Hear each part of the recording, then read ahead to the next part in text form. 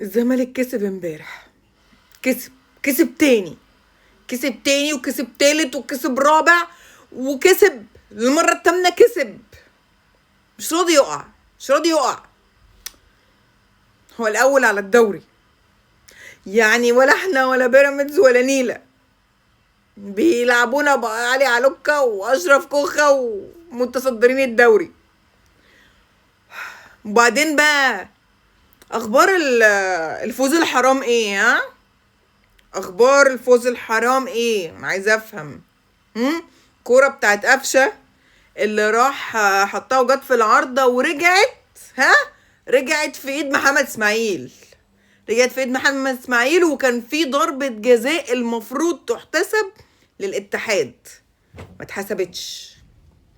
ولا هو حلو قوي لما يبقى للزمالك وما ما يتحسبش عليه ضربة جزاء وما يتقالش عليه، ولا واحد فيكم طلع قال حرام الاتحاد كان ليه كورة المفروض انها تتحسب، ده احنا في رمضان ومحدش قال الفوز الحرام ولا مش الفوز الحرام. ها، ولا لما الاهلي بس يتنفس كده يقول لك دوري حرام، ده الدوري بتاع الاهلي دوري حرام، الاهلي ابن التيت بيكسب بالحرام وبيكسب بالحكام.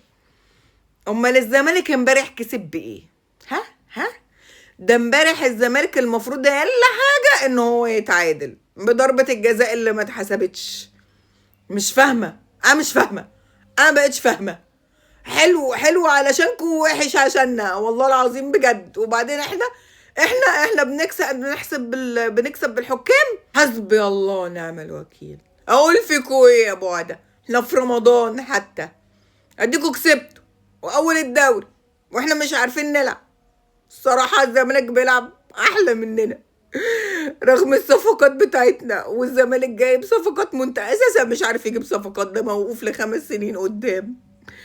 الزمالك موقوف كويدو وعنده لعيبه الصراحه يعني، وعشان هو مش عارف يجيب لعيبه قويه، واحنا جايبين دافعين دم قلبنا في مدرب ملوش شخصيه، في مدرب ما بيعمل لناش اي بتنجان ولا لينا شكل ولا لينا منظر في الملعب، مفيش تكتيك ومفيش لعب ومفيش شخصيه للاهلي.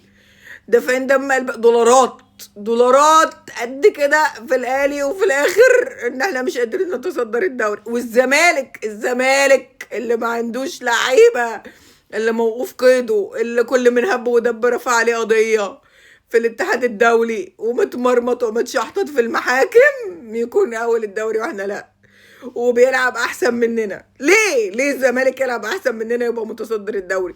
العيال بتلعب كأنهم بيلعبوا يعني هيموتوا ويجيبوا الدوري. ايه الذمة والضمير اللي بقى عندكم ده يا زمالك؟ ايه ده؟ العيال بتاكل النجيلة، عايزين يكسبوا بأي طريقة، ما عندهمش موارد وما عندهمش فلوس وما عندهمش اي حاجة، والعيال عندهم باشن كده، عندهم شغف، عايزين يكسبوا الدوري. واحنا ما عندنا الشغف ليه؟ بيشتروا منين الشغف ده واحنا بنجيبه؟